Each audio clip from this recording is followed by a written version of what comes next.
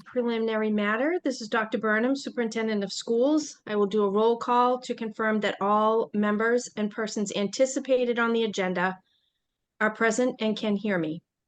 Members, when I call your name, please respond in the affirmative. Chairperson Carol Ashambo, Yes. Vice Chairperson Brian Leighton, Yes. Secretary Anthony Scolambrini. We got a thumbs up from Mr. Scolambrini. Yes. Mr. Beardmore Yes. and Mrs. Brzezowski. Yes, present. Staff, when I call your name, please respond in the affirmative. Recording Secretary, Miss Sue Summers. Or I guess we have Courtney Fuller on this evening. Yes. And our Director of Facilities and Grounds, Mr. Eric Hebe. Yes. Okay, I'll turn it back to the chair. All righty, good evening. In accordance with the requirements of the open meeting law, please be advised that this meeting is being recorded and is being broadcast over the Lunenburg Public Access Channel and streaming on Facebook Live. And this meeting of the Lunenburg School Committee is being conducted remotely. I wish to thank Public Access for doing that. I know it is one more step and one more extra thing to get this on live, and we greatly appreciate it.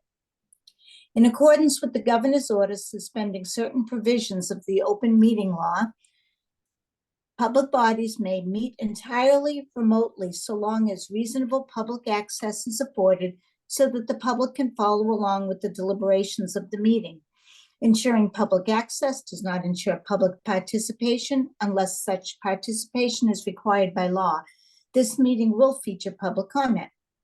For this meeting, the Lunenburg School Committee is convening by telephone conference, video conference via Zoom app, Facebook Live, etc. As posted on the town's website, identify how the public may join. For Zoom meetings, please note that this meeting is being recorded and that some attendees are participating by video conference. Accordingly, please be aware that other folks may be able to see you, and take care not to screen share your computer. Anything you broadcast may be captured by the recording. Now, before we turn to the first item on the agenda, we have some rules for effective and clear conduct of our business and to ensure accurate meeting minutes. I will introduce each speaker on the agenda, and then any member of the committee is welcome to provide comment or question as I call on you. Please hold until your name is called. Please remember to mute your phone or computer when you are not speaking. Please remember to speak clearly and in a way that helps generate accurate minutes. For any response, please wait until the chair yields the floor to you and state your name before speaking. If members wish to engage in colloquy with other members, please do so through the chair, taking care to identify yourselves. For items with public comment, after any member might have a public comment, the chair will afford public comments as followed. I will ask members of the public who wish to speak to identify their names and addresses only, and then once, or even just your name, and you can do your address when you speak. This way we know who to call on. So we want to make a list. So I'll call on each by name and afford 3 minutes for any comments. Finally, each vote taken at this meeting will be conducted by roll call vote. So now that all of that is done, what I would like to do is, since we are not together and we have no flag, I'm going to jump over the Pledge of Allegiance. But I threw it in last week when we didn't have it on our agenda, so I feel like we're kind of even. And then I would like to do public comment first to the board. Is there anyone on the committee that has a public comment this evening? I am seeing none. So then I will open it to the public. If you do have a public comment, could you raise your hand and we can make a list and call on people in a reasonable fashion?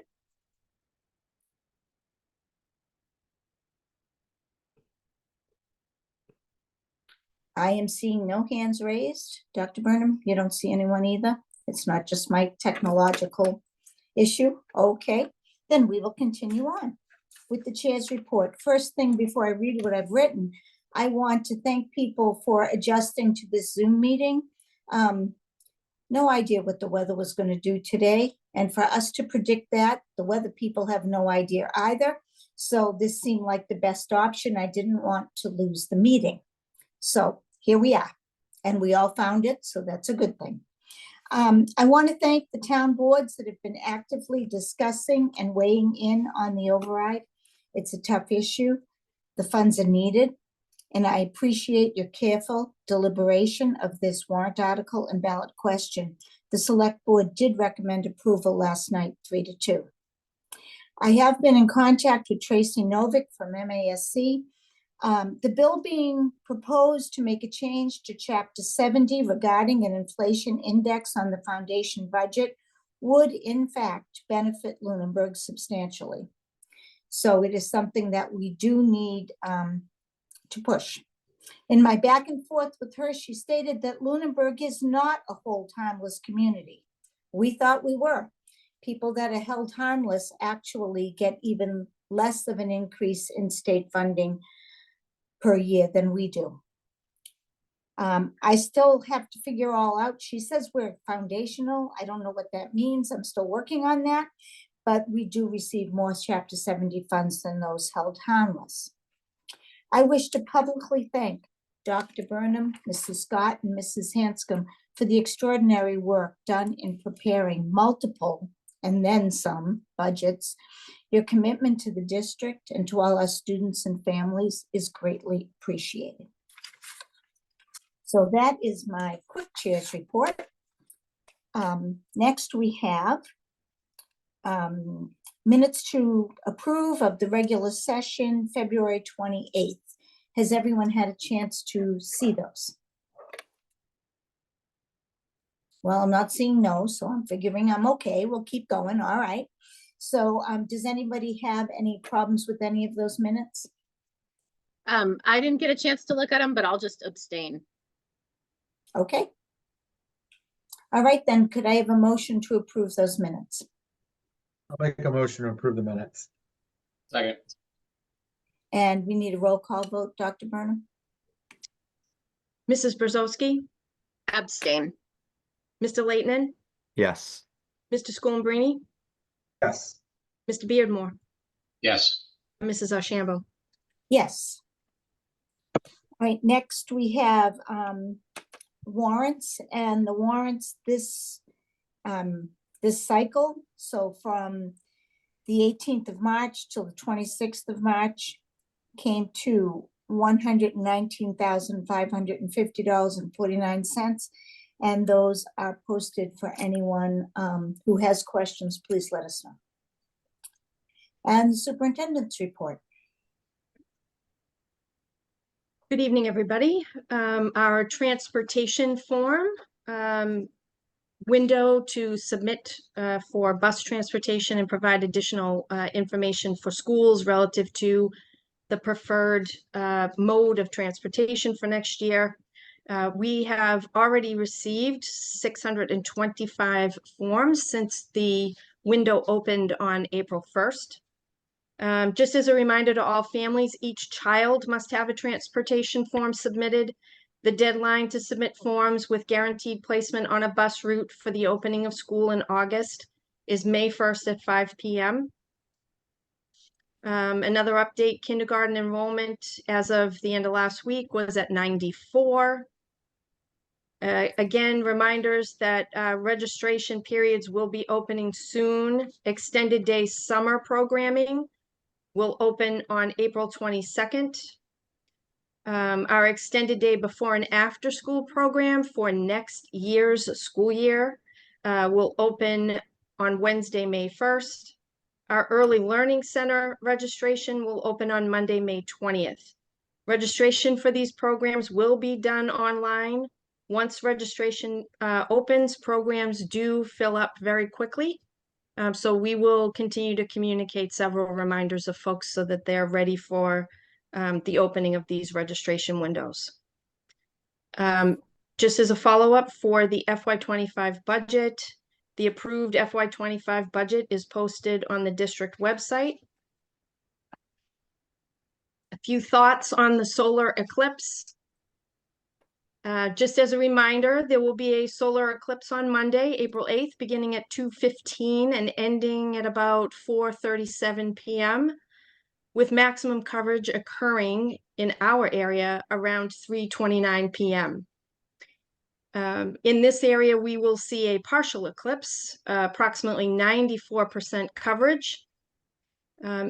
In order to view the eclipse safely, one would need to wear a pair of eclipse sunglasses. Those would be certified ISO 12312-2, or use a telescope with proper filters for direct sun viewing, or view indirectly through a pinhole projector.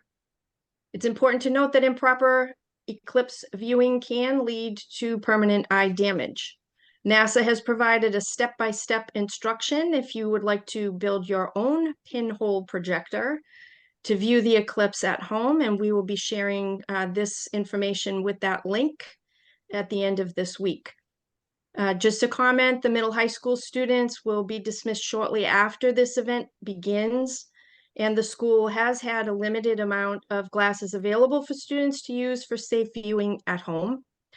Turkey Hills students will receive a pair of eclipse glasses and will go outdoors with their teachers to view the eclipse. The primary school will not be doing a school-wide activity, but some of the classroom teachers are building pinhole viewers for students to indirectly view the eclipse. Of course, all of this is dependent upon good weather. Here, partly cloudy conditions in the afternoon, so we'll have to see how that unfolds as we get closer. We would appreciate families reinforcing the message that students should really only be looking at the sun if they have the proper safety eyewear. And we wish everyone happy viewing on Monday. Our high school students, we have 8 high school students that will have their work on display in the East Wing Gallery. This is the 38th annual Mount Wachusett Community College Regional High School Art Exhibit and Competition. So good luck to all of our artists competing. And we have a few upcoming date reminders. Tomorrow evening, we have scheduled the literacy night at the primary school starting at 5:30, ending at 7. The Lunenburg Public Library librarians will be there. Our primary school's book fair will also be occurring. And we do have 2 guest authors, Marty Kelly and Karen Prince. And we have lots and lots of different activities for kids to participate in. Next Friday, April 12th, is an early release day for students. The staff will be attending professional development. April 10th is our school committee meeting, which will be hybrid via Zoom from the middle high school. We're off cycle. Our next meeting will be next week. And April vacation begins Monday, April 15th through the 19th. Schools are closed. Offices will also be closed on April 15th as we observe Patriots' Day. The annual town meeting, as a reminder, May 4th at 9 a.m. at the middle high school auditorium. And we are still working to arrange for childcare on site. And we have been working with our food service department, and we will have bagged lunches available. More information on that, but they'll be $7, I understand. So we'll have more information as we get closer to town meeting. And that's all I have for you this evening, so I'll give it back to the chair. All right, thank you very much. I'm not seeing student representatives. If you are here, unmute and yell out, but. All right, then we will continue on. Under new business, we have an Oh, action. Can I ask Oh. a question of Dr. Burnham? Sorry. Yeah. What are we doing about kindergarten intake this year? Are we doing the August or the May like we used to, or are we doing August like we did last year? August, we've been doing August for the last few years. Okay, and that's working well? It has been. Yeah, it makes a lot more sense. Okay, I just wanted to make sure because I hadn't heard anything. Yep, thank you. Okay, so we'll go on to action item A, declare surplus facilities and grounds vehicle. Mr. Mr. Heavy, I'm Heavy, figuring it's Mr. you. Heavy's with us this evening because we have finally taken receipt of the truck that was approved as part of the FY23 capital plan. It's been a long time coming, so I'll turn it over to Mr. Heavy. Thank you. In your packet, I have a recommendation to declare that 2008 dump truck that we have as a surplus. We have received the new vehicle. It has been insured, registered, and inspected, and is currently being used. So what I've been in conversation with Mr. Bernard, and I have gotten his approval to store that vehicle down in the DPW area, along with the other vehicles that are off the road. So at some point, you know, we will make a decision on how to get rid of that vehicle, whether it be through a sale or some other type of method. But tonight I'm recommending that we declare this vehicle as surplus and move it down to the DPW location. Okay, does anyone have any questions about that from Mr. Heavy? Mr. Leighton? Was there a process in place that you would send it out for auction or out to the bid? There is a process, but I'd have to look into that further. I've never done that before on my side. But I do know that the school committee has to declare it as surplus before we can take any further action on it. So there is another process. I'd have to research it to see how to go about doing it. Okay. Looking forward to it. Okay, I'm not seeing any other question. Oh, yes, Mrs. Brzezowski? Sorry, did the DPW say if they had any use for it at all? I'm assuming not. If it's too old for us to use, it's probably too old for them to use. Yeah, at this point, no. I mean, that was a hand-me-down from the DPW, from what I understand. And in conversation with Mr. Bernard, I think that they have a bunch of vehicles up there that they're looking to probably put into auction at some point in time. So I'll look into that further, and I'll let the superintendent know, you know, when and if that's going to happen. Okay, if that's something we can do in conjunction with the DPW and work together with them to make it easier, so we're offloading all of them at once or something like that, I think that's a good way for everybody to work together. So, and thank you for the DPW for letting us put the truck there. Madam Okay. Chair, Yes, I move that we declare the 2008 Ford dump truck as surplus. Second that motion. all right. Any further discussion? Seeing none, a roll call vote, please. Mrs. Brzezowski, Yes, Mr. Leighton, Yes. Schoenbrini, Yes, Mr. Beardmore, Yes, Ms. Ashambo. Yes. Thank you very much, Mr. Heavy, for taking care of that, and congratulations on finally landing the truck. Thank you. quick question. While we have Mr. Heavy and we're talking about trucks, there is another truck that we were looking to replace this year on the capital plan that did not make the cut on the town manager's recommended capital plan line for the warrant. My understanding was we did have some mechanical issues with that truck over the course of this winter. Is that that truck that we were looking to replace this year, is that still functional, reasonably functional, or where are we Yes. at? Yep, both vehicles that we have another 1-ton dump truck that has a sander on it. That is working, but again, that is a hand-me-down from, I believe, DPW over the years.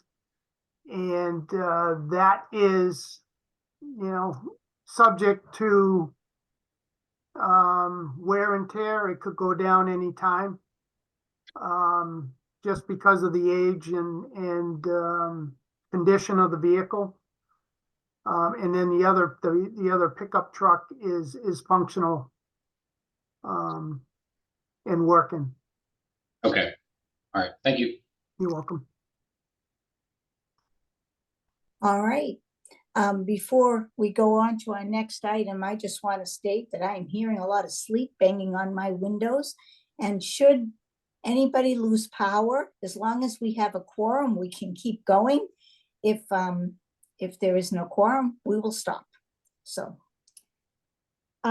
next, resolutions. Now, every year we have the resolution evening where we talk about all the different people and staff members that contribute so very much to our students and to their successful education.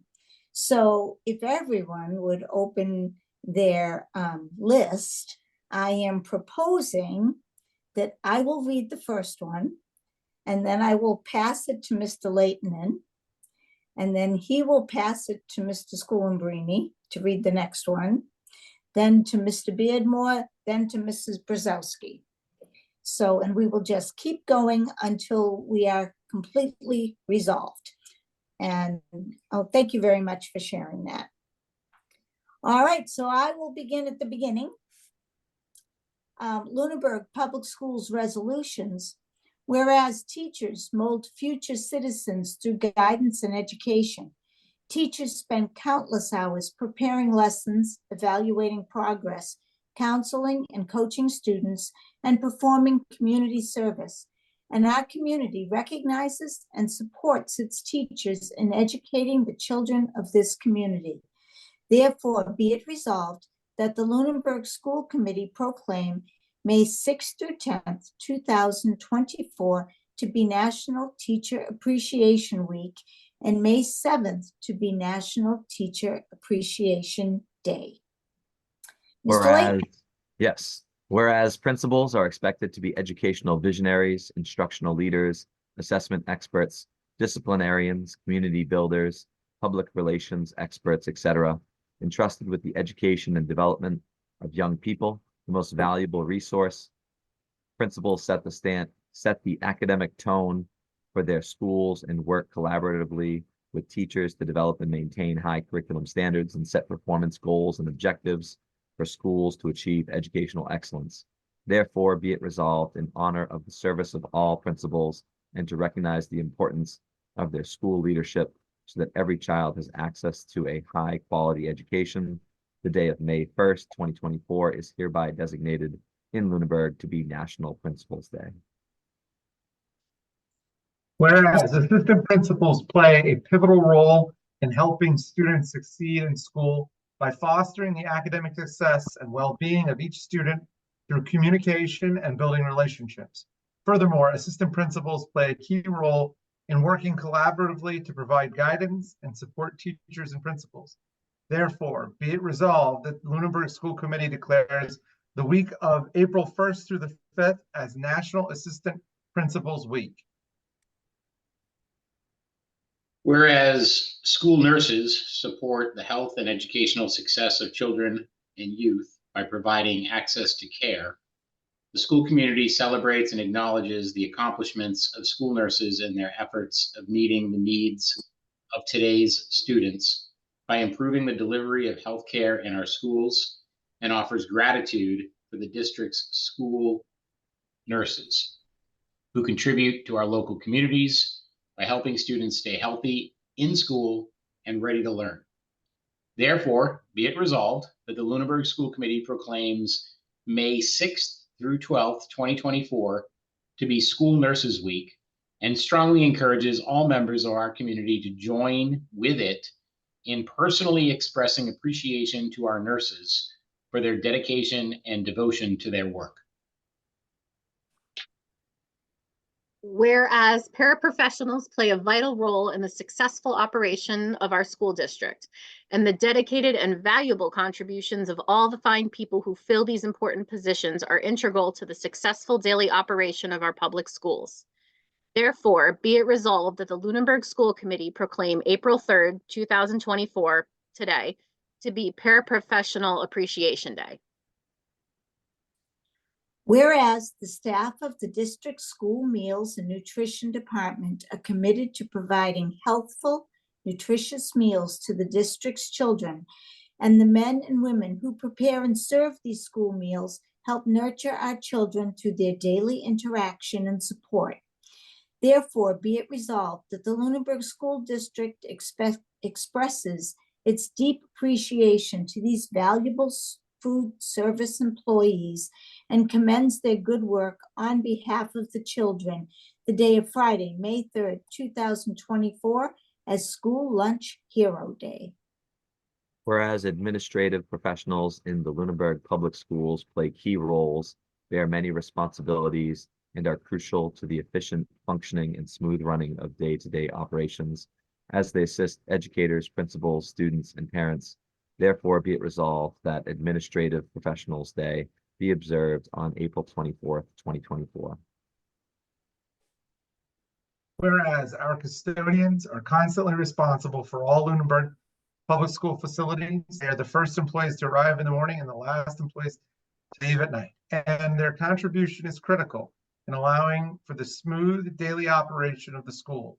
Therefore, be it resolved, the school committee of the Lunenburg Public Schools, on behalf of all students and personnel, does hereby proclaim the day of October 2nd, 2024 as Custodian Appreciation Day for the Lunenburg Public Schools, urging all parents, students, and employees to join in congratulating all custodians for jobs well done and in saying thank you.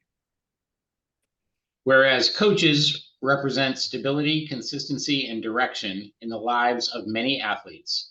A coach is a friend, a mentor, and an advocate that helps demonstrate to athletes teamwork, discipline, and a healthy attitude toward competition.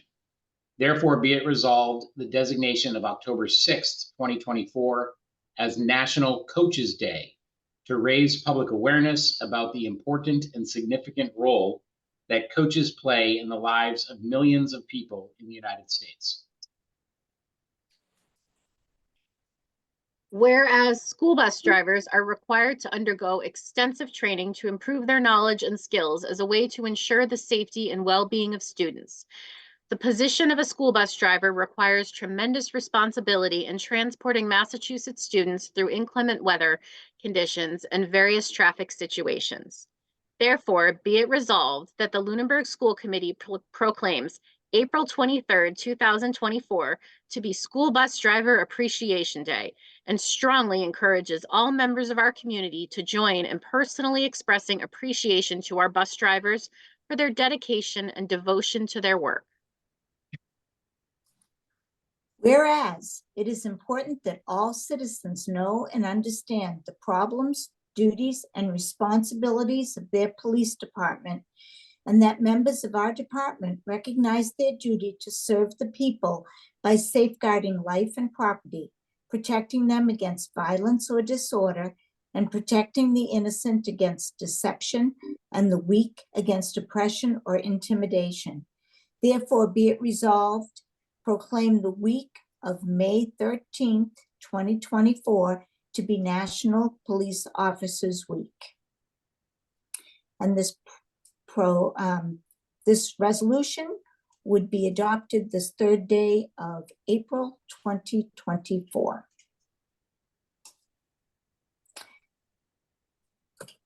Thank you very much. Do we need to vote on this? I would think we probably should. I move that we approve the Lunenburg Public Schools resolutions as read, with gratitude to all of those designees that have been recognized. Second, And a roll call vote, please. Mrs. Brzezowski, yes. Mr. Leighton, Yes. Schoenbrini, Yes. Mr. Beardmore, Yes. and Mrs. Ashambo. Yes, thank you very much. Next, we have a donation. Yes, the middle high school received a donation from one of our parents, Laura Barugian. She donated 100 pair of Eclipse glasses, and these glasses will be made available free to students in grades 6 and 7. Apparently, the 8th grade already has glasses. So we really would like to thank her for this generous and thoughtful donation. The kids are going to appreciate that immensely, I think. So do I have a motion to accept this donation? Make a motion to accept the donation with gratitude. Second, All right, then a roll call vote, please. Mrs. Brzezowski, yes. Mr. Leighton, Yes. Schoenbrini, Yes. Mr. Beardmore, Yes. Mrs. Ashambo. Yes. Okay, next we have a discussion item, the AT&T cell tower. So I'll invite Mr. Heavy to speak a little bit about this.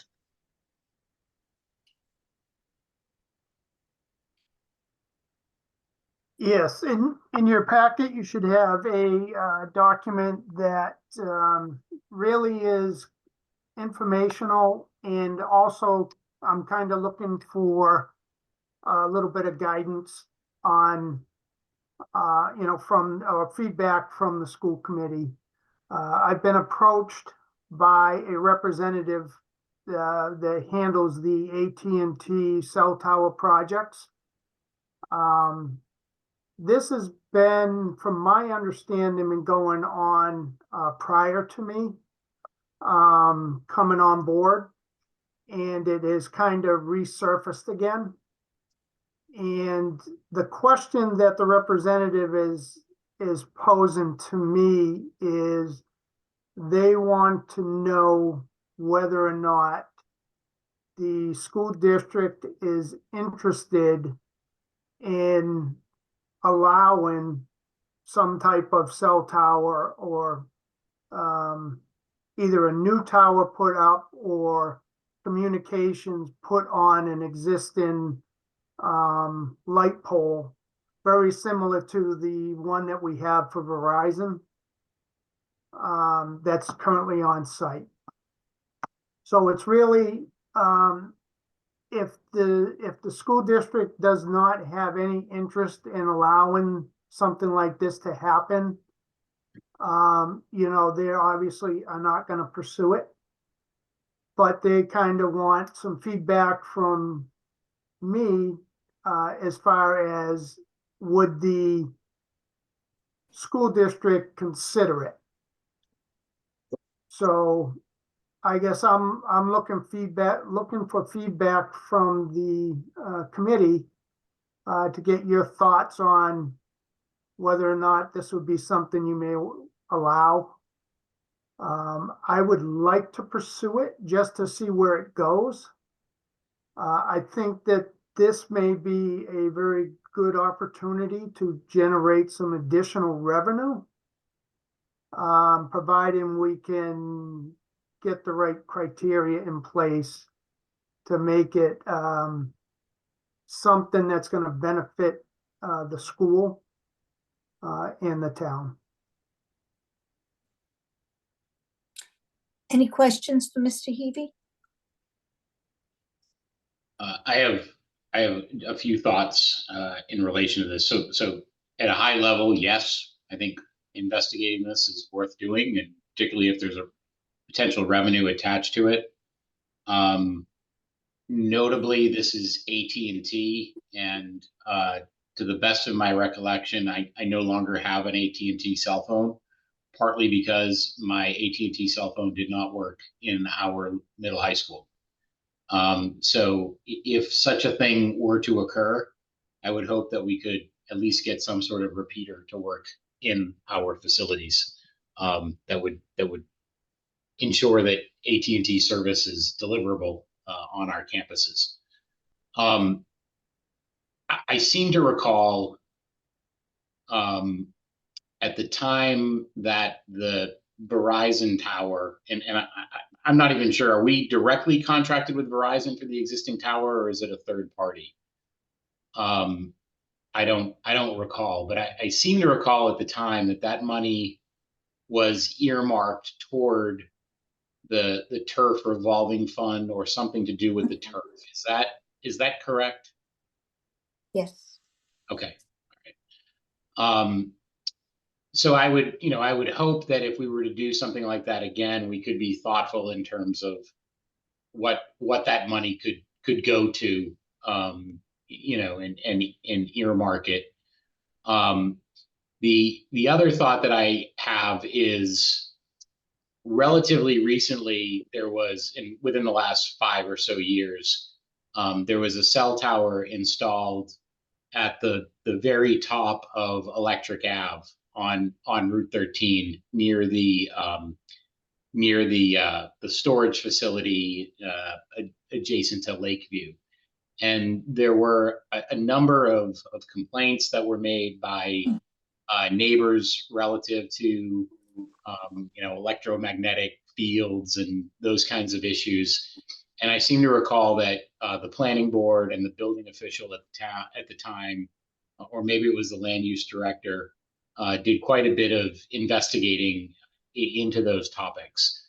I don't want to suggest that we would be involving a health and safety problem such that was discussed at the time, but I just want to make sure that whatever we do, we've got all of our T's crossed and our I's dotted with our other local officials, and we ensure that all safety is accounted for, and that our local bylaws are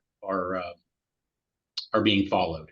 And these are relatively easy things to run astray of if you're not mindful of those on the front end. So with those few thoughts, I would certainly encourage that this is something that we investigate. Anyone else? Mr. Leighton?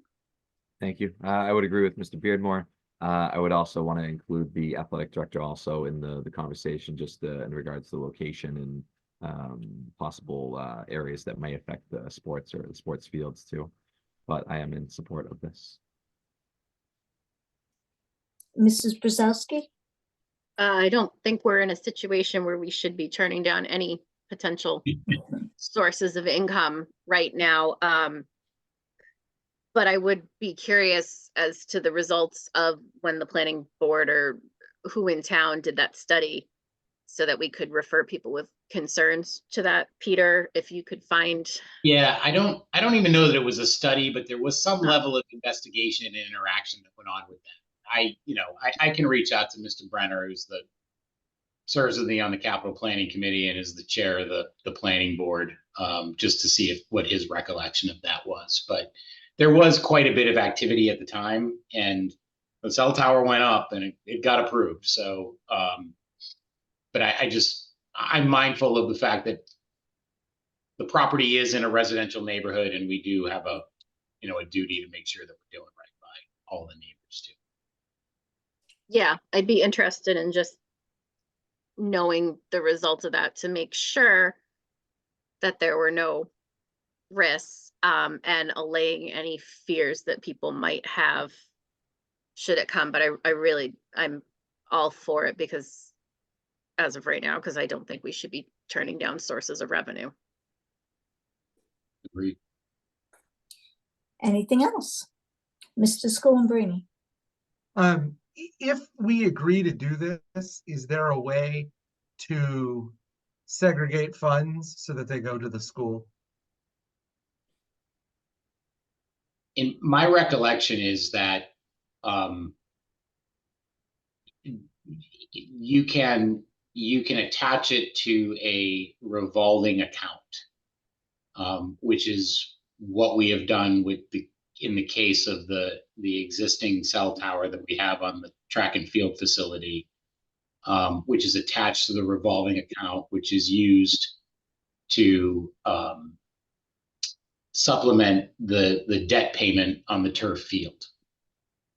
If you put it into the general fund, which is where most revenues go to, and this would have to be, figured out through the contracting and the procurement process, then it's subject to all other revenues, such as, Chapter 70, which is captured in the omnibus budget and subject to the process that we've just endured. I have a question on who would actually negotiate that contract. Normally, I think it would be the business manager who is not, which is a vacancy. So Is it, if I remember, looking at the Verizon contract, to me, it seemed like that may have been done by the Board of Selectmen. yeah, I don't recall the date on, so interestingly, the care and custody of that particular facility changed during the lifespan of that facility. So that could very well be, because there was a period of time where the track and field was under the auspices of the town, not the school department. So that could be the case. I don't exactly recall who executed it. I think, going off memory, I think John Londa did 90% of the legwork. There was an RFP that had to go out, and then there was an evaluation process. And I want to say that contract ended up in the town's hands. And because I was trying to find out more about where the money was going. And it wasn't clear to me where it was truly going. Because something that I wanted to make sure that the school benefits from this. And hopefully the school can get some of the money. Right. To benefit, us. Now, whether that would go to, the building revolving account where we can keep up the maintenance of the fields. But that can all be discussed at a later date, but at least try to get some of that funding back into the school system. Because it was, in looking at that Verizon contract, it was accumulating like $30,000 a year. And I later found out that we also pay $45,000 back to the town for payment of the turf field project that happened a few years ago, well, many years ago, 8-10 years ago, which I didn't realize at the time. So I kind of stumbled across that. But yeah, I have some questions on, where that money is going and how it's, how much debt is left on that turf field. And then just have a better understanding of what's our outstanding debt for that. So you're stumbling into a number of relatively complex issues with respect to that field and the debt associated with it, and who can take on debt and who can't, and there's a lot of history there. Mm-hmm. But suffice to say, we are, I believe we're in year 7 or 8 of that contract. I believe the contract was signed in 2017. But yeah, I can give you an update on that. So at the finance committee on, I think it was March 20th, they did mention that the turf it was 2017, it retires in 2029. The final payment is due, I believe, in 2028. Okay. So I think part of the investigation that we would authorize, it sounds like we're going to authorize here, is we do need clarity in terms of the cash flow on the existing tower.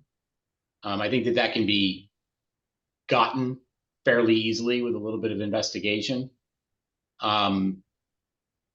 You know, you've stumbled into some other issues with respect to the age of the turf and when it needs to be replaced and those kinds of things that I don't necessarily think are in scope to the request that you've made.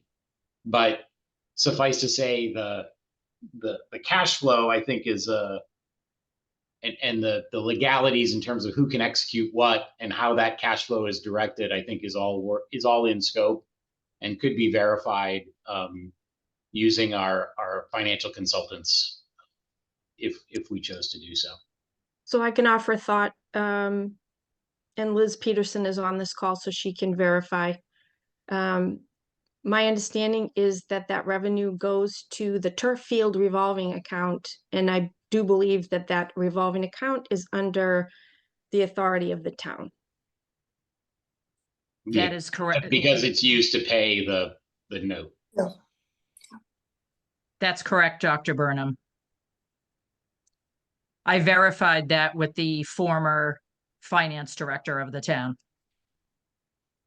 And that makes perfect sense because we're paying the town is paying the note. The town took the debt to pay for the field with an agreement with the school department, and that if that account is used to pay that note, I mean, it makes perfect sense that would be done that way. Not necessarily that we would do the next contract that way, but that makes sense. Okay, thank you. Okay. So I think what is before us here is to just authorize Mr. Heavey to continue looking into this endeavor. And I think we appear to be in agreement. Nobody's turning down any possible revenue. And as long as it's determined that it is safe and there's no major drawback, it looks good to move forward. This is a discussion item, not an action item. So we don't need to take a vote, but I think, Mr. Heavey, you can hear we are in agreement that full steam ahead. All right, thank you very much. I appreciate it. Thank you. We'll be anxious to hear what happens. Thank you for adding yet another thing to your plate. Oh, yeah. There's Yeah. plenty there. Mr. Heavey, don't spend too much time on it.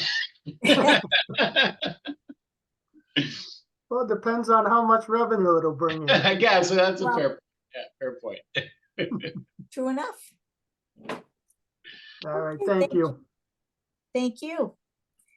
The next item on our agenda is the superintendent's evaluation. I put this on the agenda because generally we do the superintendent's evaluation before the committee changes over in mid-May. Well, we have two things that are going to happen, as best I can tell. I don't believe anyone has pulled papers, so therefore the committee is not turning over. So that gives us a little more flexibility.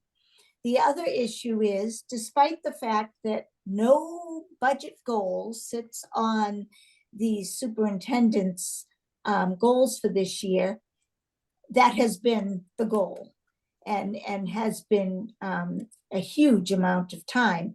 Though, as I have discussed with the superintendent this week, a fair amount of work has been accomplished in the other areas, despite the lack of a business manager and the very fluid nature of this year's budget season. So I am proposing that since one of the superintendent's goals deals with the achievement gains made by the students through, we're using iReady as the major piece to that achievement. The goal stated that the students would gain approximately 80%. It's a 2-year goal. At the end of the first year, that 40% was halfway, was surpassed in some areas, and was very nearly made in other areas. That was a good jumping off point at the end of last school year. So I'd like to wait for those numbers to come in. And I don't see any reason why we can't wait, as long as we talked about DESE requires this information by June 30th. So we do have a June 30th deadline. So my thought was, and we'll see what other people think, my thought was that we would have the evaluation itself presented to the superintendent and to the community on June 19th. Well, she would get it ahead of time, but we would discuss it at the June 19th meeting. That whoever is compiling, I'll go through how this works, Laura, in a minute. Whoever is compiling these drafts would have to have them by June 5th. That would give them 2 weeks to put it together. What happens, just for people that haven't played this game before, gone through this, the superintendent is evaluated based on her goals, not on everything on earth, but based on her goals. And those goals are set forth by us in the fall. And this fall, we reapproved the goals from last fall, as this was a 2-year evaluation. So what happens is, if you've noticed in your packet, there is an annotated copy of superintendent's evaluation, and I'll let the superintendent address this in a second. But what happens is we each go through and we grade the superintendent individually, and then those individual evaluations are combined into one evaluation. That is the way the state has set it for us to do. And I checked with MASC last year about exactly how that should work, and they were in agreement that we were doing it correctly. So, as far as who puts them together, it is the chair of the committee. And that chair will be chosen at the May 22nd meeting, I presume. That's usually when we reorg.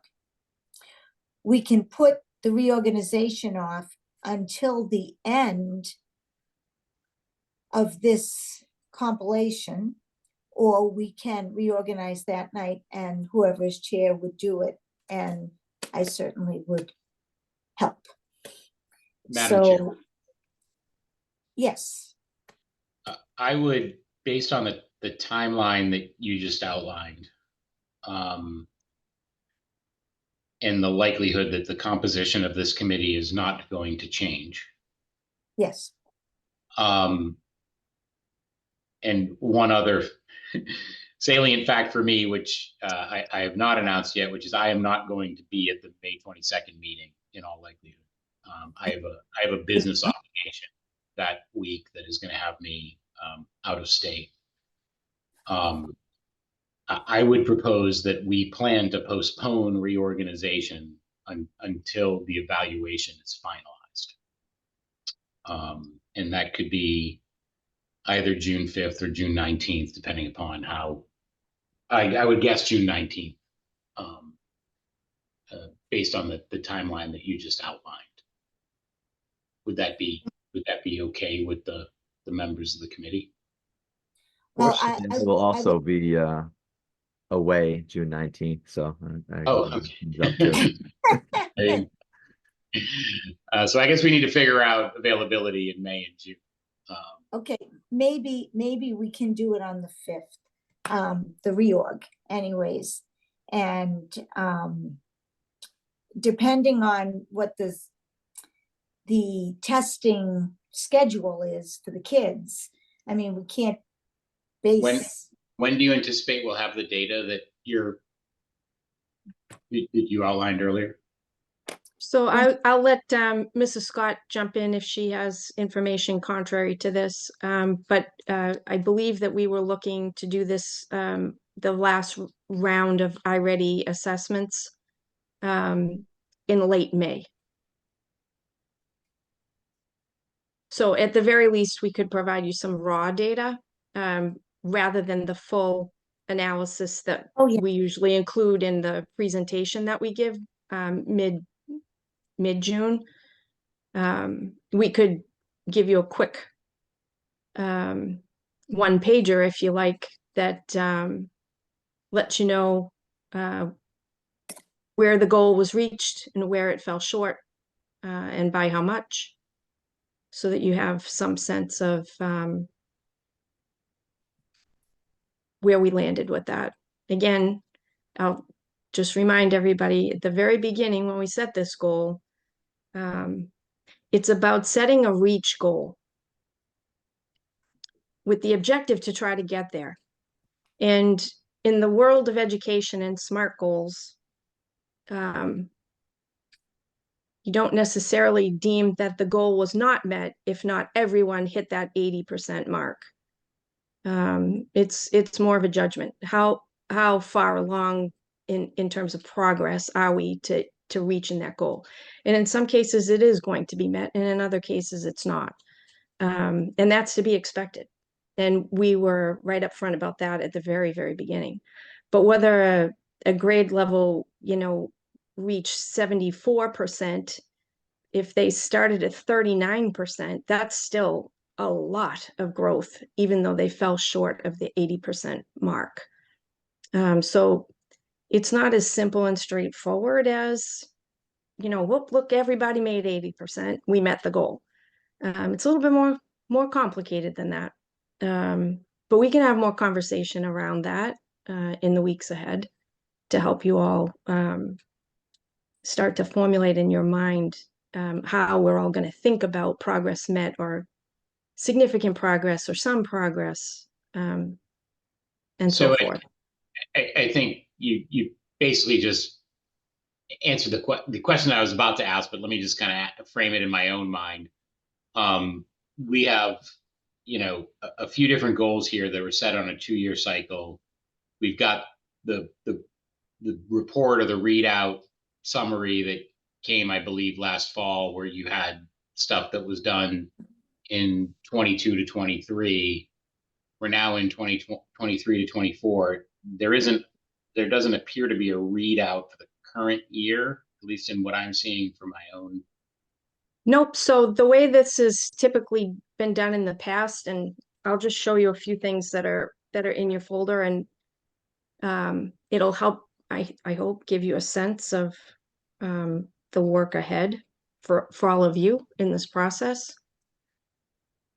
So the chair already mentioned that there is an evaluation rubric for superintendents. This is from the Department of Education. What I have done to make it a little bit easier for you is I've taken it and I've highlighted those standards and indicators. So this would be standard 1, the curriculum indicator. This was one of those areas that aligned back with one or more of the goals that we've been working on for the last 2 years. There's a space that I've inserted here where I can give you some comments and context and connections back to help make things easier for you. Because when you're just reading these descriptors, sometimes it's hard to, connect the dots and find your way back to what is this supposed to be connected to? So I'll help with that. So you can see that while it's a rather lengthy rubric, you do not have to weigh in on every single indicator within this rubric, just those ones that are highlighted. So I will be working on providing the annotation, if you will, that will help you hopefully navigate through what all is ahead of you to discern here. Additionally, I have also created, and you'll find copies of those available in your packet as well, the template for the actual written evaluation. So the way this has worked is that each member gets a copy, and each member individually will complete this. You are going to have to indicate and rate each of the goals as not met, some progress, significant progress, met, or exceeded. And then you'll have to look at the 4 different standards in the rubric.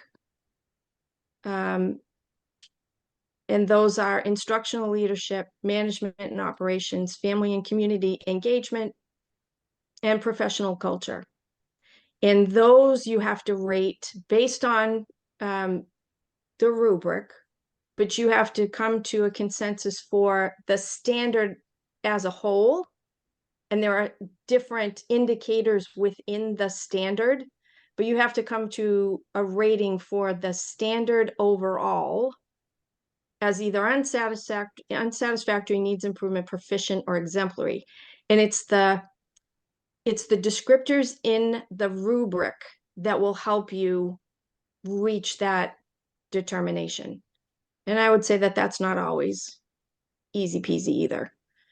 Because there's a lot of gray in all of these areas. And then there's an overall rating. So as an example, and all building administrators have a very, very similar template for their evaluation, the same standards, those 4 areas. Teachers as well have those, they have 4 standards as well, and they receive a full write-up here too.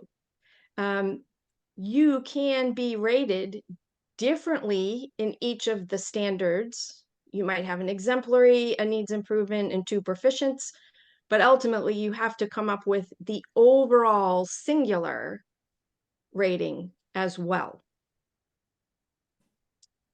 And then, again, this is also, I've annotated this for everyone as well. I've inserted the goals for everyone and the alignment of each of the goals back to the strategy, and back to the priority indicators for superintendents and district and building administrators, because these goals have been team goals with my leadership team. And what you see here outlined, I'll give you, some direction back, that any of these bolded are those that the Department of Ed identified as priority indicators for administrators. So there's an awful lot of indicators in each standard, but the Department of Ed has really kind of put their thumb on it here to say what they think is the most important that superintendents and building administrators should be prioritizing in the current context of education and the work that the department has prioritized. So you've got all the goals there listed, all those connections back, and you'll have to, again, rate the performance on those as not met, some progress, significant progress, met or exceeded. Again, here is sort of that rubric at a glance, all of the different areas. These are all standard 1, standard 2, 3, and 4. The highlighted are those that align back to the different goals that were set.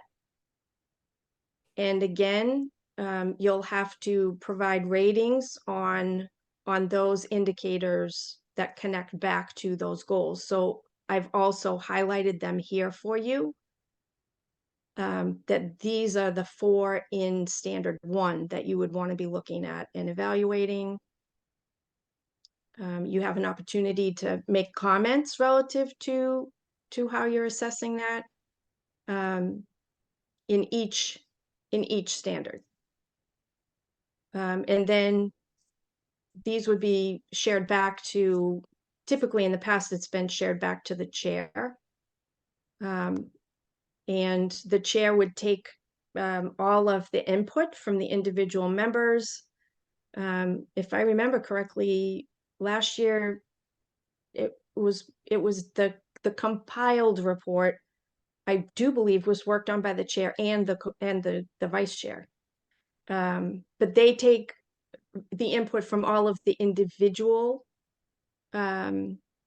evaluation documents for the compiled document, which, if you take a look in your packet, you'll see that there's a compiled version, and it's exactly the same as the one that you all will have a copy of for your individual.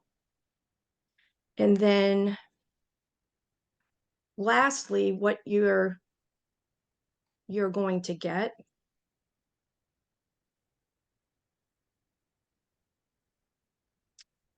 and these are not completed. Trying to see if there was one that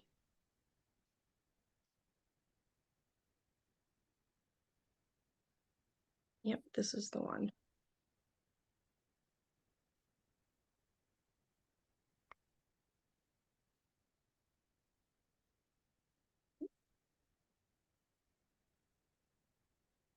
So there are 4 different goals that are part of this cycle's evaluation.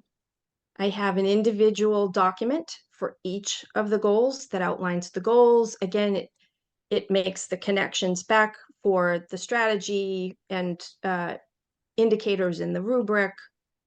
And you may recall that when these were approved, you saw the map out with detail, timeline, so on and so forth. And I had indicated at that time the types of things that may naturally occur as artifacts for you to look at, so that you can see that this work was done. And what I do is I work with my team, and what we do is we actually link in documents here. So an artifact for this first portion of this particular goal was the Massachusetts Family School Partnership Initiative application. So we're looking to link these sorts of things back in. I will say that we're having a little bit of challenge with some of that, because apparently we thought that we were going to retain access to all of the different documents that we participated in and helped develop as part of our work last year with the Family School Partnership Initiative. But it appears that possibly the consulting group that the Department of Ed contracted to lead this work, they were the owners of these documents. And it appears that potentially they are not working with the Department of Ed anymore. So they now are no longer accessible to us, although we're trying to gain access through the Department of Ed if it's at all possible. So we're doing our best to get our hands on actual documents for you. It's going to be a little bit of a work in progress. But essentially, for each of the sections, each action that was outlined in the goal had some description of what sorts of activities were going to happen along those lines. And we listed sample artifacts that we would be looking to compile for each of those. And we will link them in for you so that you can scroll through this, click on a link, open it up, and review that evidence. You will end up getting four documents. 1 document for each goal with the artifacts linked into that goal. I'm already working on all of this with the team, and I'm hoping to have this for you, all of those documents, before next Wednesday night's meeting. you can start perusing those. And if you have questions, not clear on the connection for what am I looking at in this artifact, and how does that exactly connect back? I'm unclear. That's where you'll have ample time if you're delaying when the final report has to be written. You'll have time to connect back and meet with me and members of my team to answer any questions that you have about the work that we're outlining that's been done. And that's just been it's been a process. I think that Brian and Carol can attest to. It's evolved over time. We obviously want to provide for you the evidence that the work was actually done. But we also want to be able to provide it in a way that's not overwhelming. So you won't get a copy of every single piece of work that was done in every single school, but you will get samplings of what these types of documents look like. So in some case, you might get an artifact from the primary school, even though we're doing this work in the primary school, the Turkey Hill, the middle school. For you to look at the same types of evidence over and over again, it's rather time consuming, and honestly, for the most part, really not necessary for most folks to get a sense of the work that was done. So we're trying to streamline it and make it simple and accessible, because there's truly nothing that's easy, simple, or about any of this process. It is a very oftentimes overwhelming and comprehensive exercise that school committee members have to engage in. And just know that the process that you're all engaging in, every single one of my evaluators in the district, the principals, the assistant principals, the director of teaching and learning, the director of special services, they all evaluate staff, and they all go through exactly this same thing. They look at artifacts, they have to write narrative response back. It is a very time-consuming endeavor. So we feel for you, because we've all done it ourselves. It's a lot of work. Thank you. Thank you for outlining that. And I really just wanted this on the agenda tonight to get a general timeline, and just so people would have an idea of what they were looking at, because I know not everyone has done this before. And this way, we'll take this week, and this will come back on the agenda next time, so that if you have questions about where we're at in this process and what to do, then you can ask them. And if there's no questions, we'll just continue on. Does anybody have anything they want to comment about that? I would just want to add a comment as I was thinking about it. I felt like in the past, sometimes this happens where people have ideas of what they want to evaluate the superintendent on. It's not fitting with the goals. I think oftentimes you kind of start thinking about goals for next year, like based off of, oh, what happened this year? Maybe I want to have the superintendent's goals be this. So I think in the back of your head, just keep thinking about what you might want for goals for next year as a committee. And I think this is almost a good time to start thinking about it as we're in that evaluation process. Good thought. Okay. Well, seeing no other comments, then I think we will continue on. Next on our agenda is old business, and action item dealing with the override. The reason that first we had said we were going to put the override on the agenda each week, each 2 weeks, whenever we meet, until town meeting, if for no other reason but to keep it current in conversation. This week, though, there's a very specific action item. As we have been discussing this, and as I said before, I'm very grateful for the time that the other town boards have put in on this. It has become apparent to me that when we look at the ESSER, the level service minus ESSER budget, that the items that we were planning to fund with the ARPA funds live in that budget. So as much as we very, very much need the ARPA funds, should this override not pass, if it does pass, it is my opinion that these funds should be returned to the town, because the town has multiple places where they could use these funds, and we will not be in desperate need at that point should the override pass. We are in desperate need if the override does not pass, obviously. So that is my opinion, and I'm just one person, but that is what I wanted to discuss this evening. If we did give, and of course, the select board could decide just to take them back if the override doesn't pass as well. That is their prerogative. But if the override does pass, we do have those items in the blue budget.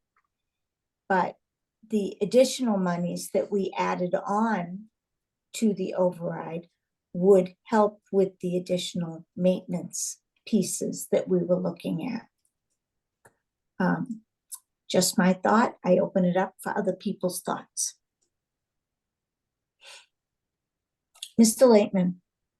Thank you. Yeah, I think after looking at the finance committee meetings and the select board meetings, I think that was where it aligned. I feel like we had set the override amount because we were concerned about the one-time ARPA funds, and we really wanted to make sure that we would be set for next year with an actual budget that had line items filled for maintenance and for computers.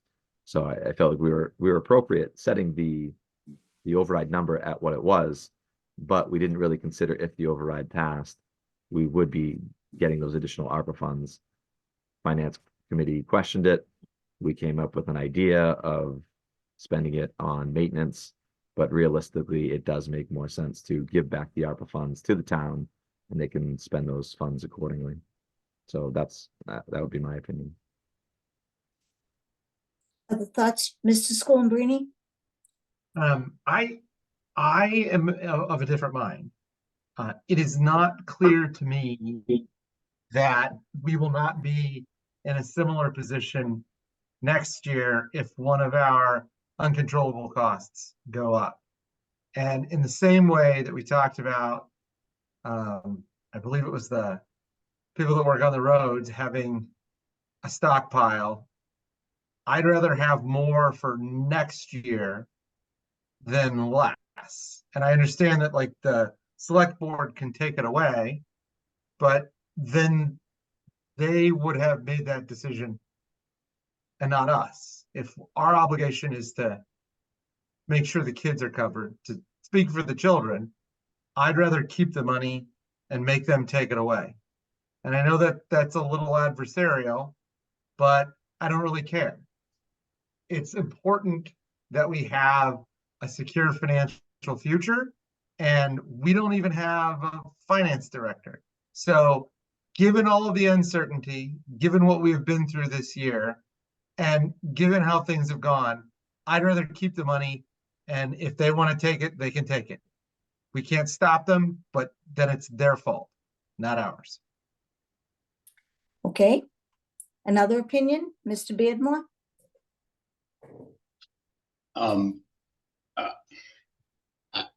I share your spirit, Mr. Schoenbrini, but I do not think that from a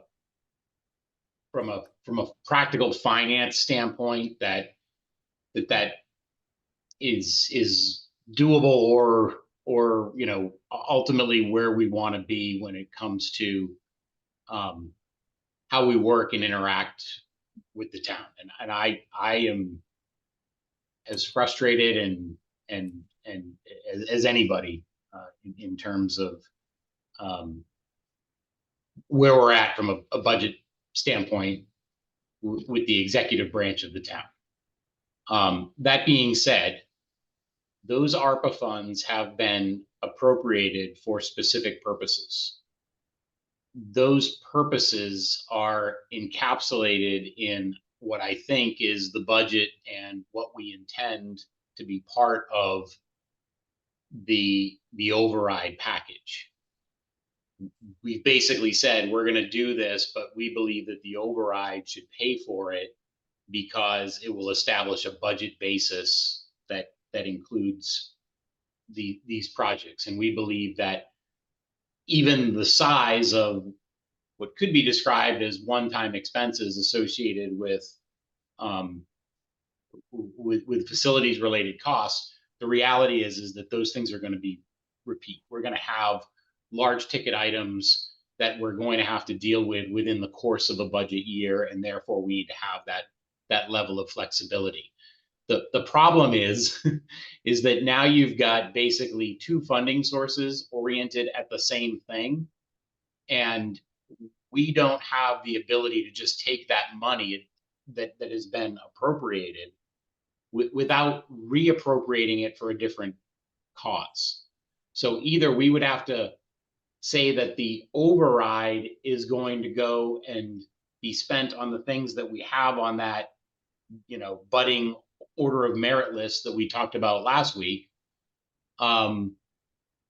It just wouldn't work, right? Like the money has to be appropriated for a specific thing. And in this case, we've got two funding sources oriented on the same things. And I don't think we could take ARPA money and go spend it someplace else. It's been appropriated for a very specific thing from the select board. And that very specific thing would be encapsulated in the budget were the override to pass. So in my mind, the appropriate path here is that we should stipulate that in the event that the override were to pass, that money could and should be moved back to the select board, because ARPA dictates that the executive appropriate that money. And if we found a new appropriation source, then the executive should find a new path to spend that money. Now, by the way, I think that we should ask for the money back, right? In other words, the money should revert back to the select board, and we should have a list of things that we could go and then spend that money on should they reappropriate it to those things. And we have that list that we began to formulate a week ago. I still think we need to get some estimates in terms of those costs. We need to prioritize that list. But the learning experience from the last several weeks is we should always have a list of facilities related things that we could go and spend money on tomorrow if we had the money. And in the event that the override were to pass, we should go back to the select board and say, here's our list of additional stuff that isn't funded. Even though the override is passed, we have a list, and they're all, that is all part of the list of items that we talked about last week, that we could work from. But I don't think that we have the ability to tell the select board that we're not giving the money back, given the path that we're on with the override right now. As much as I'd like to be able to do that, I don't think we can. Mrs. Brzezowski. I was going to say what Peter said at the end, I'd like to split the difference. I think the right thing to do, morally and budgetary wise, is of course the money has to go back should the override pass, because it was budgeted for a very specific thing that is now covered in the operating budget, which was a choice we made when we decided on the override amount. However, I think we should immediately turn around and ask if we can reallocate a certain amount for the most pressing needs, which we would certainly have to talk about. But the primary school HVAC is about $25,000, so that's about 10%, little more of the money. And I think it would be appropriate to say, could we please have some of it to work on the HVAC, especially because the select board has been very vocal supporters of maintaining the buildings. So I feel that this would be a win, hopefully, for everyone. We could maintain the buildings. They could spend some of the money helping maintain the buildings. But yeah, the right thing is to give it back if an override should pass. Mr. Schoenbrini, Carol, is your understanding of the funding situation what Peter summarized, that we don't have a choice? It's specifically appropriated? it is specifically appropriated. Okay, then we don't really have a choice. We have to give it back. So if that's the case, then I would amend my previous position and say we have to give it back. I think the problem that I have is the process has been so fraught in negotiating with the town manager that I just have no solid foundation on which to go from. Like, I don't know how we could, have so many back and forth sessions and thank God for Renee Emke doing what she did. But like, it felt like we were negotiating with an adversary as opposed to being on the same page. And so given that was the tenor, then, the Marine saying about no better friend, no worse enemy, that should not be the motto of town government, but it's felt like that. And that's why my initial impulse was to say, come and take it. But if we have no choice, then we have no choice, and I would vote to return it, with the proviso that the reason why things have gotten so contentious is because we were initially told, deliver this budget, this is all you're going to get. And then we have had multiple budgets where we got more. So like, it's just a fundamental problem with communication. If the first thing we're told is something that turns out not to be true, then everything else is cast into doubt. But if we have no choice and we have to return it, then I would obviously vote to return it. But I would make a note. If we have no choice, then our vote doesn't matter, and we're not really making a decision. We're just playing out the string here. So like, Well, I think it does matter, Tony, and here's why. It matters how this override is portrayed and packaged. And I think that if the override is packaged in a way that says the school committee is asking for money, which they already have funding for, which they have no intention of giving back, and that there's an opportunity to portray this in a way that isn't really accurate. There are reasons why the number is what it is, that don't really have to do with the specific funding of the specific items, because there is an alternative funding source, but rather the gamesmanship that you have just, I think, referred to, which doesn't allow for a long-term sustainability for the school budget. And I think that we have to be able to portray that as honest brokers, which is, we need the money for these things, but we also need it in a way that is sustainable over time. And I think that if we were to take a position which is, we're going to do everything we can to hold on to every dollar, it would put us in a position where we could be portrayed as something other than honest brokers when it came to the override package. We also, sorry. I would be remiss if I didn't say, and I know it's an unpopular opinion amongst my peers here, but you weren't in the room, that as we were going through trying to find more money, I felt like people were trying to find more money. I honestly felt like when I was told one thing, then more money became available. It is, as we well know, this budget unfolds a little bit at a time and things are unknown. It was known that the 2.94 was way too, that number, I still don't understand where it came from. But once we got past that and we started to work on how to add more money, I felt it was a very genuine attempt to add more money. And that's me, but I was the one in the room. And I also feel that if we were to need more money, as Tony says, if something catastrophic happens, or, you know, we have 3 kids move in that all of a sudden we need money for, we added an extra $200,000 on top of that delta. The delta between the blue and the pink was around 791, I think. We're asking for more than that. So there is money in there for maintenance. No, there isn't. There isn't, No. Carol. Carol, that is not the way.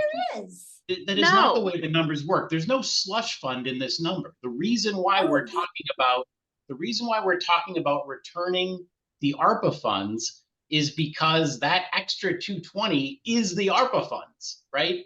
The Okay, reason but for in the the delta blue is the budget- ARPA funds. In the lines of the blue budget is the network security and also the 911 compliance are in the blue budget in the lines. And it was part of the decision. And then we put money over it. If you go, I have it written down somewhere which lines, one But is the- 7,400. That one money's is- not in the pink budget. Those lines are not in the Correct. pink Because budget. we're using the ARPA funds to get those items in the budget that the town manager approved. We're using the ARPA funds to get those items in the pink budget. In the blue budget, those items appear. Yes. Yes, that's the 220. That's it. You're correct, but there's no slush fund for maintenance on top of that. Like, there isn't that level of Then why flexibility. didn't we go with the 791 number? Because it would have put us at a point where we were disadvantaged when it came to facilities costs, because the ARPA money is one-time funding. It has to do with one-time funding versus sustained funding on the budget. That is why. Well, I will respectfully disagree, but So okay. the I The am not the ESSER world's best person when it comes to spreadsheets and numbers, but I But when do you, know. but that Madam Chair, when it's in you those say lines. something that implies that the school committee is putting forth an override that has a $220,000 maintenance slush fund, which I think is what you said, that there's this ability to absorb one-time costs, that opens up the override question for serious criticism that there isn't room to do that. I mean, you have to be very careful about what you say here. So just to clarify, the gap between the ESSER budget and Mhm. and the town manager budget, plus the money we're getting from the town manager budget Mhm. or our appropriation budget, plus the ARPA money, is 726,000 and change. The gap between the ESSER money and the money we are getting from the town manager, not including the ESSER, the ARPA money, is the 948,000. So there's no extra money on top of that. That factors in the ARPA money that's non-reoccurring. And I will say that I agree with you, but I don't see it, but everyone keeps telling me I'm looking at it wrong. So it is, okay.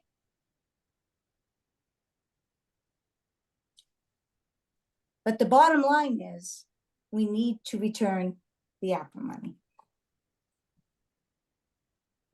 Yes, and I think we should communicate that intent.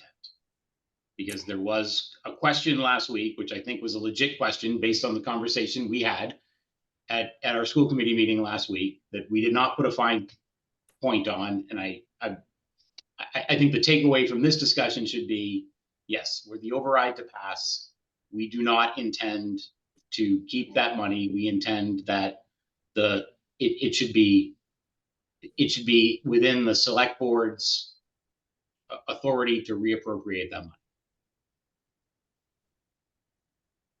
Would you like to make a So- motion, Peter? I'm Thank not you. sure that it requires it, but sure. I mean, Yes, I think we should. I move that the school committee resolve that in the event of an override passing as proposed, that we do not intend to hold that ARPA money, that it will revert back to the select board to be reappropriated. Second. All right then, a roll call vote, please. Mr. Leighton, Yes. Ms. Brzezowski, Yes. Mr. Schoolbrini, Yes. Mr. Beardmore, Yes. Mrs. Ashambo. Yes. Okay.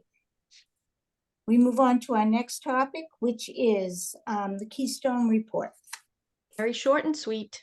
You have an update for all the different programming that's going on within the Keystone Collaborative. If anybody has any questions, they can send them my way. All right then. And then we will go on to public comment. Does anyone in the public have a comment?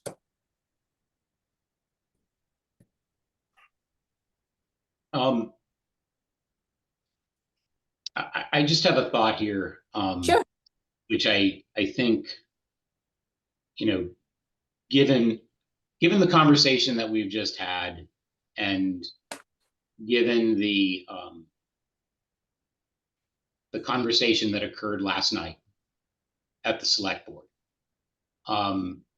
there are things that are inside and outside of our control with respect to how we got to where we are on the override. Absolutely. I think that the override itself is in the number that we've put forth and where we intend to spend that money is the best resolution that we could come up with, given the time, all of the things that we've had to consider over the course of a relatively contracted period of time. And it is the result of where we started with the budget, where we landed with the budget, and all of the conversations that we've had herein. Discussions about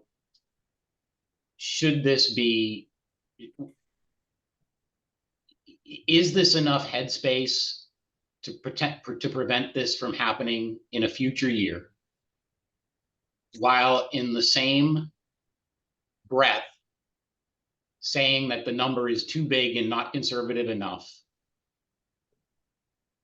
lends all kinds of opportunity for criticism that I think that the school committee needs to respond to and needs to put together a case or a communication that says, this is what the proposed override is for, and this is what it is not for. And I think that is something that we should put forth as soon as possible, and put together a communication that is clear, concise, and compelling. I don't know how to respond to the override. I don't like the override because it's not enough, and I don't like the override because it's too much. In the same breath, yes. I don't understand agree, that. I agree, but I think that what we can say is that given the circumstances that we were confronted with, which is we knew that it was going to be a tight budget year, we were prepared for it. However, it turns out that there, a whole scenario of events dealing with how the budget process worked.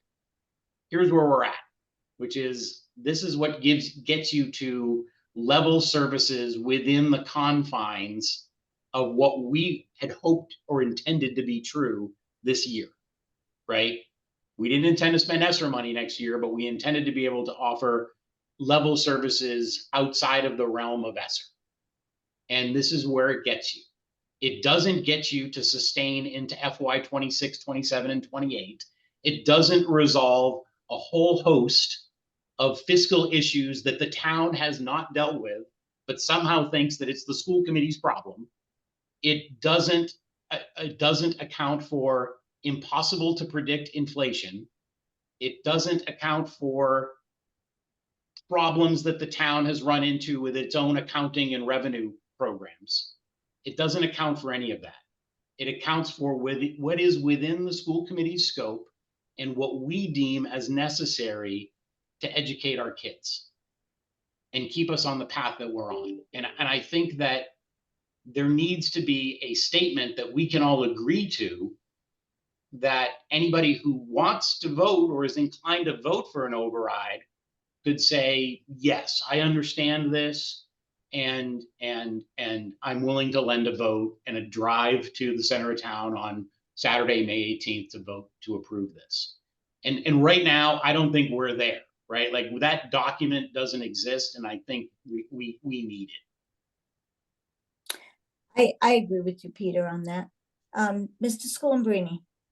So I also agree. I think that the document should be one double-spaced typed page, and it should say, you know, we had anticipated the sunsetting of ESSER funds, and we had spent and budgeted accordingly. In the meantime, fixed costs and costs beyond our control increased in the following areas. As such, there was a budget shortfall for the school district, and we were forced to cut positions. After negotiating with the town, some of the budget shortfall has been made up. However, there is X amount that we still need, and that is the subject of the override. If the override were to pass, you would be purchasing the following things, X, Y, and Z. Done. Nothing more complicated than that. I think we give them the history, why we were surprised by cost increases, what the number is, and what that number buys. If we get into more than that, I think that we're going to lose the thread. Can we make it look pretty though? Like put No it in pretty. No, it needs, I mean, whatever, it needs to be easily digested. Yes, I Visually. have no problem with easily digested. I just don't want it to be more complicated than it has to be. I There tend needs to be. agree. Mr. Leighton.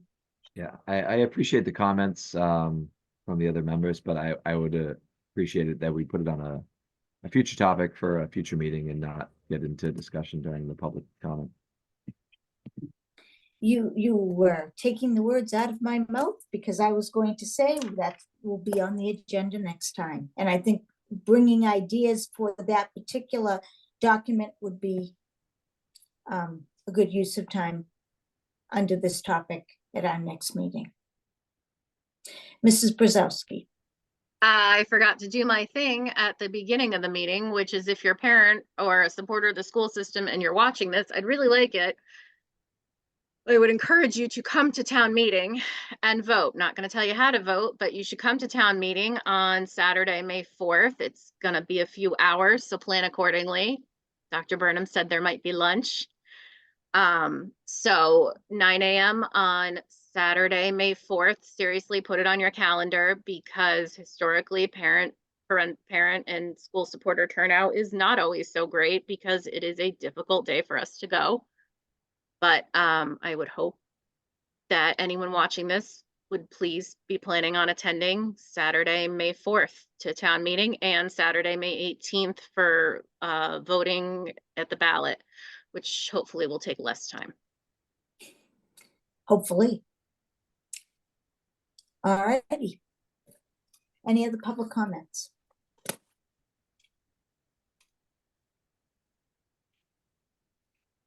We're seeing none. All right then. Any committee reports? Mr. Leighton.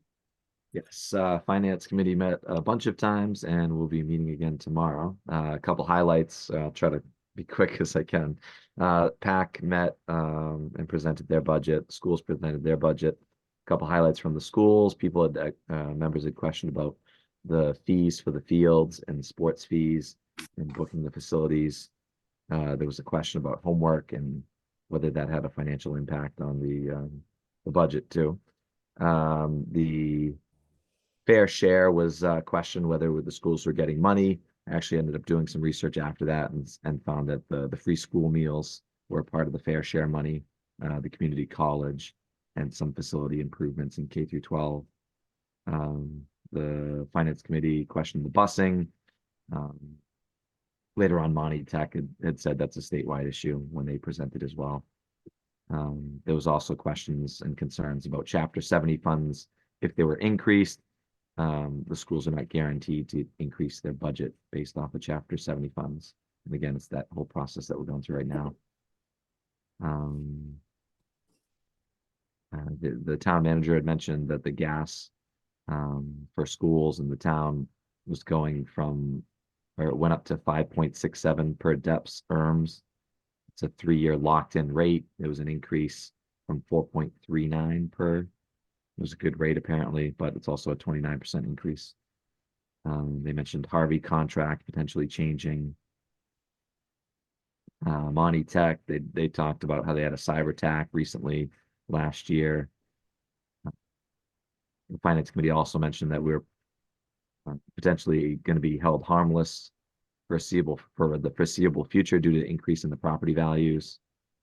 Monty Tech also had a teacher contract. They were in the first year of 3, and it was a 3% raise. They had talked about 11 to 12% increase in their buses for the first year of their contract. They did have multiple bids, but they do have a lot of towns in their district.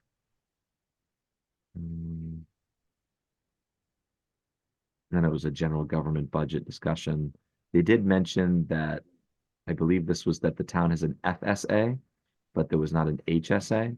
So that might be something that we could look at for a topic for future discussion, exploring different health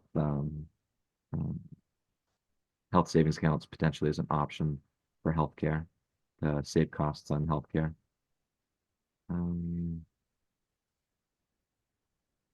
Then they talked about the debt highlights. The elementary school and high school heating system retires in FY24. It was $163,000. The turf is from 2017, retires on 2029. The middle high school debt is in FY45. And then they discuss warrant articles. Yeah, I think that's it. Thanks.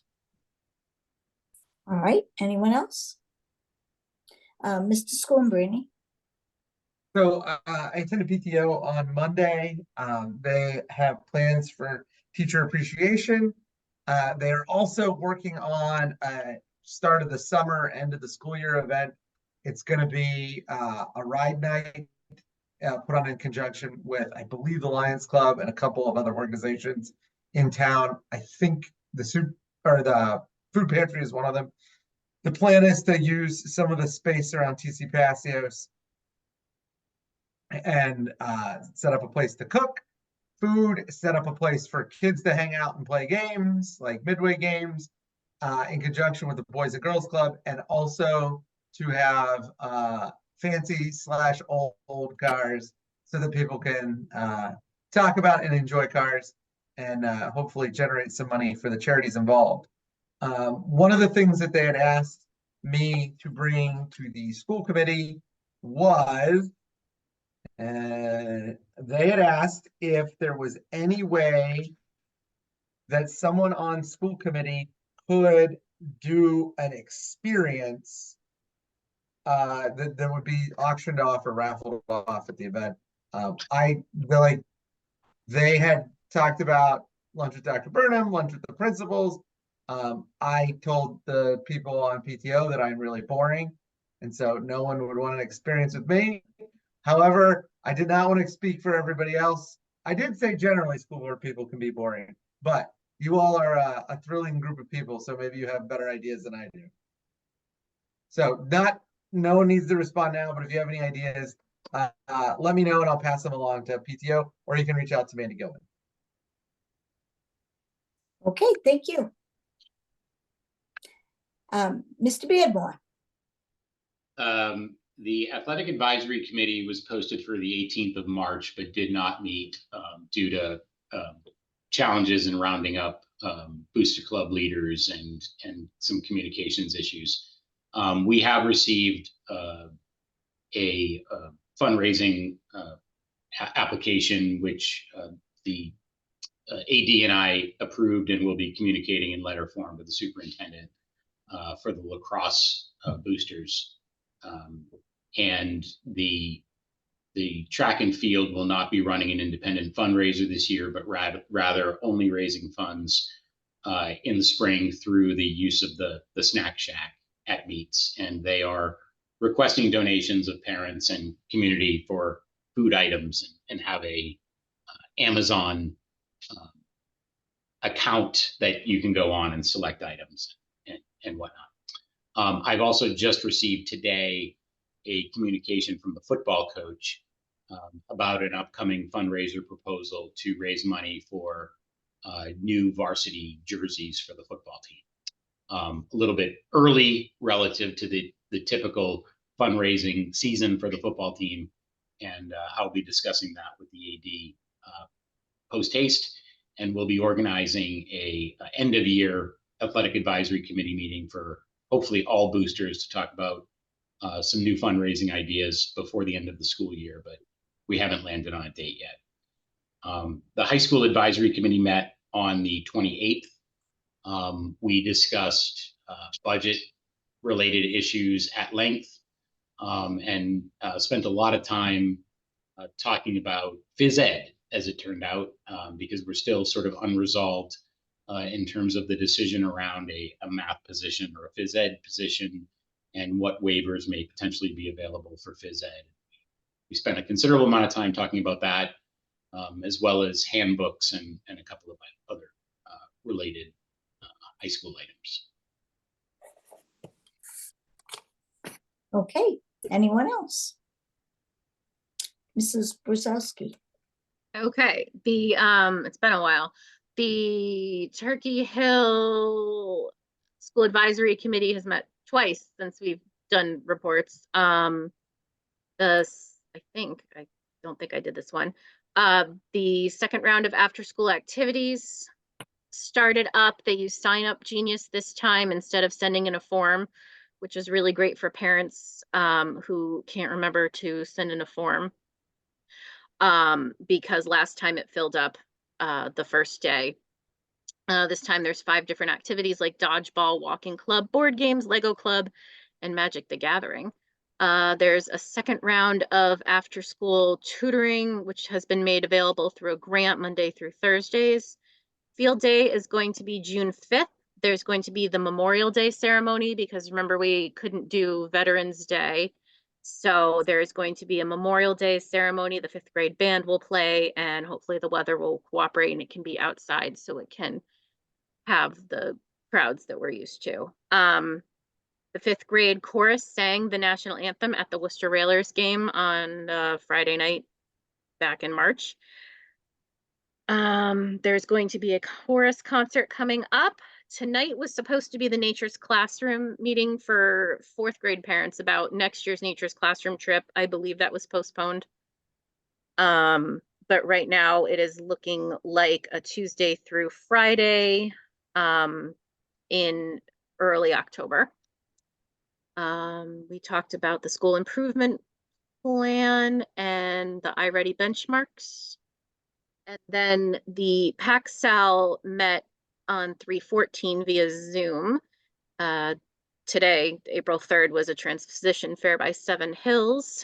We talked about the residential prevention program for kids ages 6 through 21, which is not just for people who need residential care. They can also help with support for you in your home. We went over the bylaws, elected positions. We talked at length about the new IEP process, and there was a presentation on the new IEP. There's going to be professional development day training on the new IEP, which again is substantially longer and more in-depth, but features more of a student voice and more engagement of students and families, focus on student goals and aspirations. It's a little different for the younger kids, but features more of the student voice. More narrative sections, more clearly labeled and divided. You don't have to fill out each part, only the parts that pertain to your child. It's longer, but likely easier for families and general education teachers to understand because the current one can be a little confusing. And it is individualized, so not every page needs to be filled out. Then yesterday or Monday, the Turkey Hill School Advisory Committee met again, it was a hybrid meeting. And we went over the handbook in detail. There's gonna be just a few tweaks to that. And that was about it. Okay, thank you. If that is it from everyone, then we are up to topics for future discussion. I know that the next time we meet, we are hoping to discuss athletics and the revolving account and where all the money goes and that topic. It was discussed in November, but if anybody has any questions beyond what was in Mr. Cassidy's report on November 15th, please let us know. We'd like to get the legislators to come and visit us and talk a little bit, particularly about this new bill. And I will contact Representative Scarsdale and see what she thinks as far as availability and timing. And the other things that I have, we'll put the override back on for that publicity statement that we were talking about. And the other things I have, I think are better after town meeting. One would be to talk about Turkey Hill and we'll see what the municipal building project comes up with at town meeting. We're told that there is going to be some comment at town meeting. So we'll see what they have to say, but we need to talk about that. And also the idea of a budget subcommittee. So that's what I have. Does anybody have anything else to add to that? I think in the long term, just an overview of the healthcare plan and healthcare options and what we can do with healthcare. Maybe a meeting with the town manager. Yeah, because we obviously can't do, it's the town and there's a committee that works on that. But certainly an informational piece we could do. After the election, after town meeting, I'm not sure when, but I think it would be good for us to discuss our version of capital planning and the maintenance issues and our longer term goals for things. Mr. Heavy's list was a really great start as far as things that are gonna have to get done in the future. And now that we can see a little more clearly what's coming down the line, I know there's gonna be things that we don't anticipate.